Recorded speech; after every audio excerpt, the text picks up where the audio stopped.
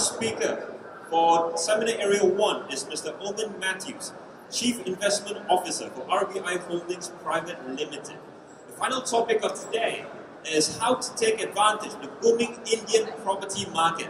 So for those of you who are here, please put your hands together to welcome up Mr. Owen Matthews. Thank you. Alright, good evening ladies and gentlemen. My name is Mr. Matthews. I'm basically the Chief Investment Officer for RBI Holdings Private Limited. Today I'm going to talk to you about investing in India.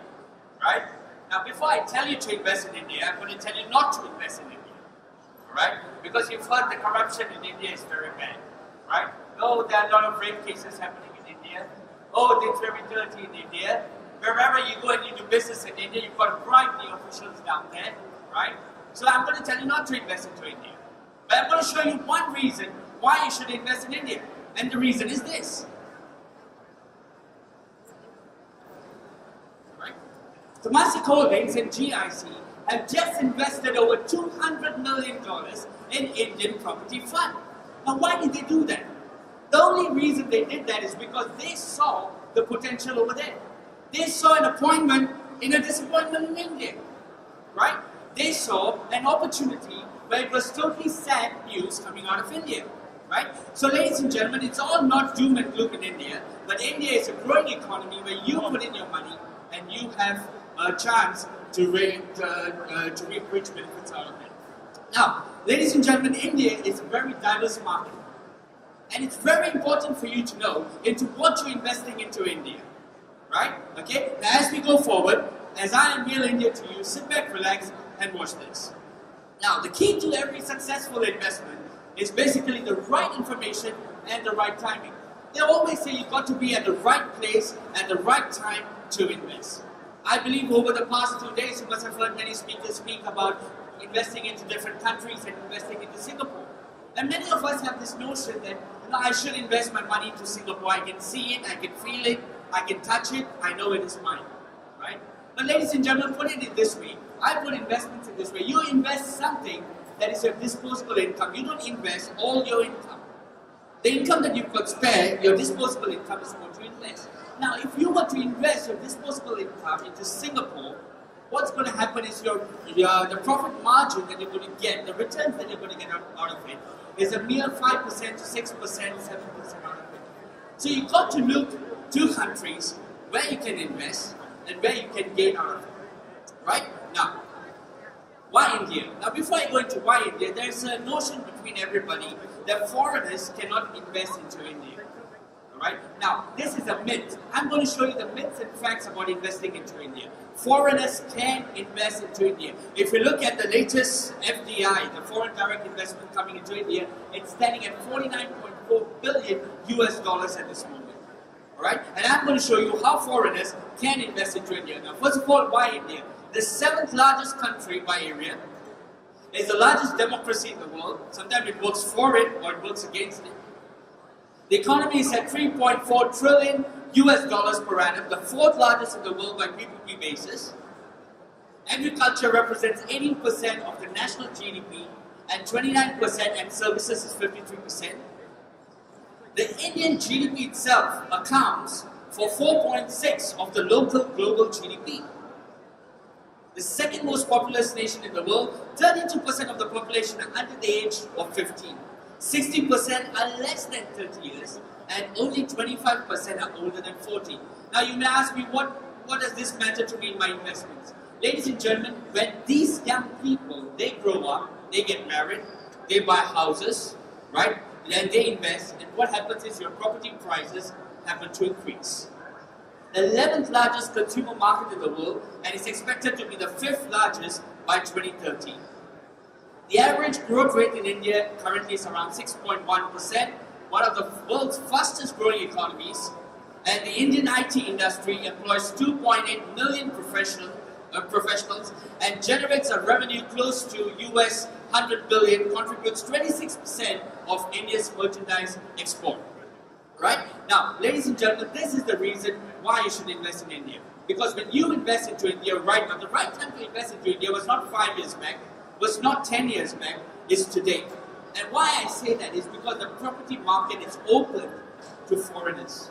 Because they want foreign direct investment coming into India. right? Now, these are the cities. Now, India is diversified into a few tier cities. The one tier cities, we've got Bangalore, you've got Mumbai, you've got Kolkata, you've got Chennai, you've got New Delhi. In the two tier cities, we've got cities like Hyderabad, Chennai, Pune, and Kolkata. Three tier cities, we've got Chandigarh, Ludhiana, Lucknow, Jaipur, Ahmedabad, Goa, Coimbatore, Kochi, Bangalore, Trivandrum, and Baroda. Now, you would always want to put your money into the first tier cities. Okay? Now, why do I say that? I say that is because the first tier cities are the cities that are very close to development. That's Bangalore, Mumbai, Kolkata, Chennai. And the characteristics of them is it's fairly well established, the real estate market and the demand drivers are quite pronounced. In the two tier cities, it's only a growing real estate market.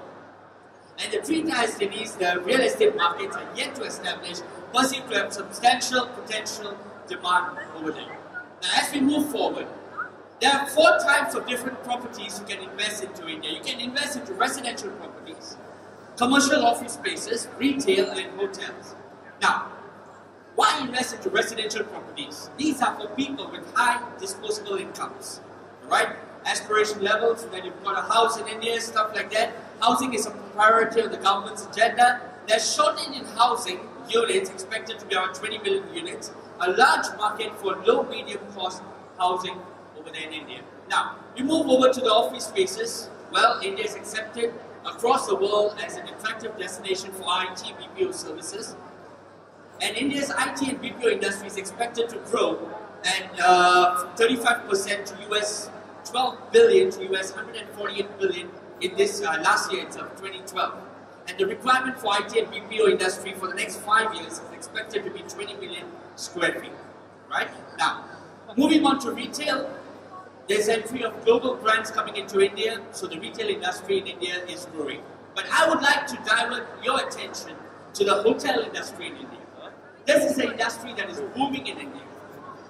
The increased business travel, domestic as well as foreign, due to buoyant growth in domestic economy and growing foreign investment, the large domestic market for 230 million tourists.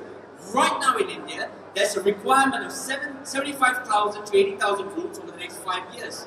And only 35,000 to 40,000 rooms are under construction. Now, why do I say this?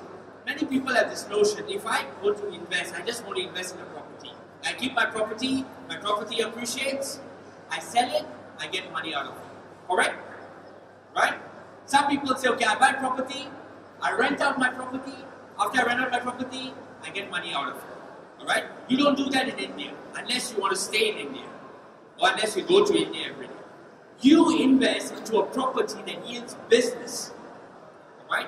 That yields business profits for you. So at the same time, while you are having your property appreciating, you're getting your rental yields, you're also earning from the profits that your property is gaining through its business. And hotel and tourism industry in India is the business that you've got to invest into if you're looking into the Indian markets. Many people, they don't know how to do this and they go blindly into the Indian market, buy a property and then they've got problems selling that property later. You don't do that in India. Unless you want to go down there and you want to stay over there, you want to settle down over there. Right? Now, keep this in mind, ladies and gentlemen, this hotel industry, I'm going to come to it later. Moving forward, okay, why Bangalore? Now, out of all the cities in India, okay, our company and myself, I would recommend Bangalore. Now, many people ask me this question, why not Delhi? Why not Mumbai? Why not Chennai? Why not Kolkata? It's a booming place over there. Why you go to Bangalore? We go to Bangalore for one reason. It is the Silicon Valley of the East. Alright? We go to Bangalore for one reason. That is the city that's going to grow in the next 10 years, 15 years, 20 years. Right? Now, give you a simple example. We went to Bangalore about in the year 2002. It was a very sleepy town with just a few retirees over there. Suddenly what happened was the IT industry started to boom. Why it boomed in Bangalore? Why didn't the IT industry boom in Delhi or Mumbai or Chennai or Hyderabad or any other place? Because of the weather. Bangalore is situated 2,000 feet above the sea. And that's why the weather in Bangalore is always very cool. The hottest it can go is just 29 to 30 degrees Celsius. Whereas you go other parts of India, it's going to go to 41 degrees Celsius, 39 degrees Celsius, it's going to get very hot. So when all these IT companies came to India, they wanted to be in Bangalore because Bangalore was the place where the weather was cool and it could adapt to them. So Bangalore saw a lot of economic growth happening in that area. We went down there in the year 2002 and we had a shop in Bangalore. Yeah? That was with 300,000 Singapore dollars, because with 300,000 Singapore dollars, we can't do anything in Singapore much. So we went to Bangalore and we opened up a shop over there. And from that $300,000, we have now grown to a $30 million company in Bangalore itself. Whereas in Singapore, our investments are standing at only $3 million as a company. But in Bangalore, we've reached $30 million. Why? Because of the property boom that has happened in Bangalore. So we acquired lands in Bangalore. We acquired property in Bangalore. And that is the reason for our successful growth today. Now, why Bangalore? Infrastructure has developed rapidly over the past 8 years in Bangalore. Many foreign IT multinational companies have set up offices in Bangalore. Thus, the name Silicon Valley of India was given to Bangalore. Now, you must understand, other states are not driven by IT infrastructure. Bangalore is. So the local government over there are very they hear the needs of the IT industry. That's why they built up the infrastructure in Bangalore very fast. Now, I'm going to move forward. The old Bangalore. Now, Bangalore is divided to old Bangalore and new Bangalore. Now, what do you mean by old Bangalore and new Bangalore? Like I said earlier, when the economic boom happened in Bangalore, many of these companies went to Bangalore and set up their offices down there. Now, initially, the local government over there didn't expect the property market to boom. So, if you had a piece of land, you could build an office space, you could build a commercial space, you could build a condominium, you could even build a cow shed if you wanted to. Alright? But then they realize right now that we have land constraint happening in Bangalore. Because right now there's 1,000 cars on the road every single day. The traffic jams being caused. So they decided to develop the land just out of Bangalore. Alright, because they want to build up a city, so they thought we're going to plan this area, we're going to develop it very well. And that's the reason between old Bangalore and new Bangalore. The old Bangalore is an unplanned city, but the new Bangalore is basically a planned city. There's much of land constraint in old Bangalore, but the new Bangalore, land is available in plenty. In old Bangalore, you've got limited infrastructure. In new Bangalore, you've got mega infrastructure projects happening over there. Property prices are basically skyrocketing in old Bangalore, but new Bangalore, the property prices are still in developing stages. No major projects in foreign direct investment coming into old Bangalore, but in new Bangalore, there are major foreign and local multinational companies planning projects. There's the old airport over there in old Bangalore, which is closed. The new airport right now is in new Bangalore. Now you may ask me, what is so significant about this airport? When they were constructing this airport, even Singapore Changi had bid for the airport, but they lost to it. It was then built up by Siemens in Germany. Right? This is one of the top 3 airports in India, having connectivity from all over the world coming to India. Now, it's very important when you're going to India where you buy a property. If you buy a property in a place where you have to take one flight and then you have to shift to another flight to go, it's going to be very difficult. Alright? Now, David Cameron, the British Prime Minister, recently when he was in India, he visited Bangalore, and he has pledged to put US $25 billion to develop this area in Bangalore. Now, why does a British Prime Minister want to do that? Because he sees the potential of linking up 2 cities, Mumbai and Bangalore. He knows if we link up these 2 cities, what's going to happen is the industrial growth that's going to happen in this area is going to be tremendous. Now, this is basically the route. Okay, this is Mumbai, this is Bangalore. Now, here this route is going to be a whole industrial city, an industrial place planned by the government down there. So, if you're looking at property in Bangalore, you're looking at property in Mumbai, this is the corridor that you should be looking at, because this is the largest industrial corridor that's coming up in Bangalore. Now, this is the property appreciation in Bangalore. In 2002, if you see, 2002, 2003, 2004, the prices were quite stagnant over there. The reason being is there was no major development happening over there. But in 2004, they decided that we are going to now build a new airport in Bangalore. Alright, and once they decided that, from 2004 onwards, if you can see, 2005, 2006, 2007, 2008, that is when the airport was constructed and up and running. And from 2008 onwards, the prices of property in Bangalore have been skyrocketing after that. Alright, that's why I said earlier, the best time to invest into India is not 5 years back, it's not 10 years back, it's today. Right? Because these prices are going to go even more higher. Because India is ranking just below China, right, in its economic development over there. Yes, right now the rupee depreciates, and that is the reason why I told you you should be very careful as what you're investing into India. If you invest into a property that yields business, and out of that business, the profits you get, right, you are safe. To move forward, the upcoming projects in that area, the industrial corridor in Bangalore, we've got major developments coming around the side. You've got the Devanahalli Business Park, comprising of 2 IT parks coming over there, over 400 acres of land adjoining the airport. You've got an aerospace park, a science park, and a US $200 million financial city and other projects within Devanahalli, which is nearing completion.